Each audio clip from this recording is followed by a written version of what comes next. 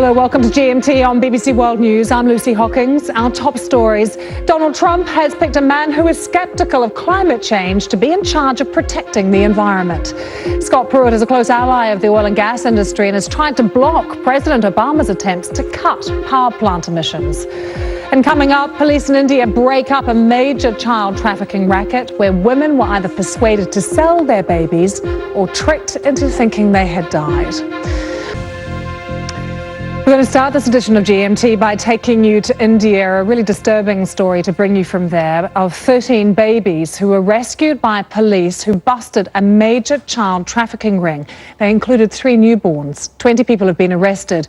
But it's believed that vulnerable women seeking abortions were persuaded to carry their babies to full term to then sell them. Justin Rowlett has been finding out more in Kolkata, and a warning for you, his report does contain disturbing images. Baby after baby is brought out from a small room above a mental hospital in a scruffy suburb of Kolkata. 10 babies in total.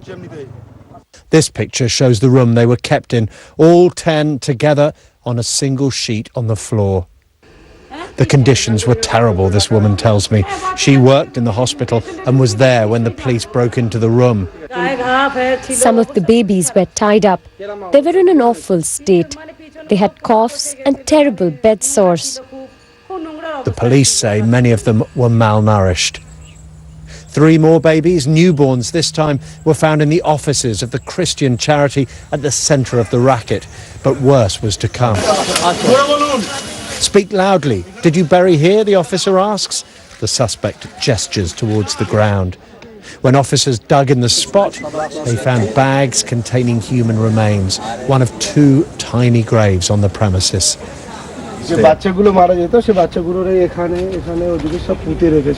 they found a baby in here. It had been wrapped up in a plastic bag. He said it obviously died quite a long time ago because all they found was bones and the skull of the baby. That was all that was left. This is one of the nursing homes where the gang got the babies. Most from women who'd got pregnant by mistake and didn't want to keep the child.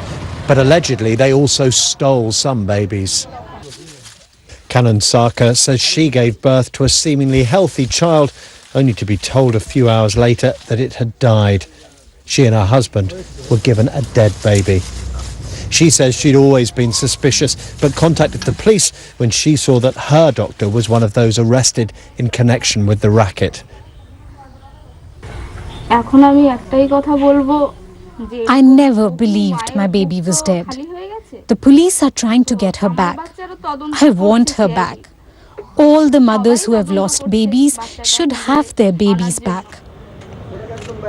With 20 people arrested so far, the scale of what happened here is only just becoming apparent. West Bengal's Child Rights Commission is working with the police. It would be well over 2 decades. Well over 20 years. And how many children over that time do you think? Well, if you say if it's a question of 100 children a year, so you multiply that by 20. You think it could be as many as 2,000 children? Yes. And as the investigation continues, her worry is that this is almost certainly not unique. She believes similar scams are being run across the country. Clearly, this is a huge issue for child protection in India. Justin Rowlett, BBC News, Kolkata. Let's talk more about that challenge now. With me is Prabhat Kumar, who is head of Save the Children's child protection work in India, who joins me from Delhi. Good to have you with us, Prabhat. Can you tell us, where do many of these children and babies who are trafficked, where do they end up? If we look at what information we get, and like we saw in a report now, and we have been seeing at number of places, this is such an organized crime, and it has to be there is need to have coordination, and it has to be handled in organized way. Most of the girls, women, children who get trafficked from different places, they end up in being sexually exploited, they end up being married to someone, exploitation is key thing, they end up being forced to work as labor So there are different things and different forms of exploitation that takes place with these women and children who are trafficked. And is there a political will there to tackle this?